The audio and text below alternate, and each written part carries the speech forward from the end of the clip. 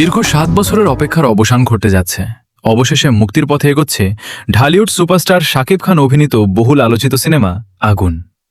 ২০১৯ সালে জমকালো আয়োজনের মধ্য দিয়ে শুরু হয় ছবিটির শুটিং, কিন্তু দ্বিতীয় লটের কাজ শেষ হওয়ার পরই নানা জটিলতায় থমকে যায় পুরো প্রকল্প। এরপর কেটে যায় বছরের পর বছর। দর্শকদের মনে প্রশ্ন ছিল, আদৌ কি মুক্তি পাবে আগুন? অবশেষে এলো সুখবর। ছবিটির পরিচালক বদুল আলম খোকন জানিয়েছেন, সবকিছু ঠিক থাকলে আগামী দুর্গাপূজাতেই সিনেমাটি মুক্তি দেওয়ার পরিকল্পনা রয়েছে। জানা গেছে, বর্তমানে সিনেমাটির সম্পাদনা, ডাবিং, কালার গ্রেডিং সহ শেষ পর্যায়ের কারিগরি কাজ চলছে। এসব কাজ শেষ হলেই আসতে পারে মুক্তির চূড়ান্ত ঘোষণা।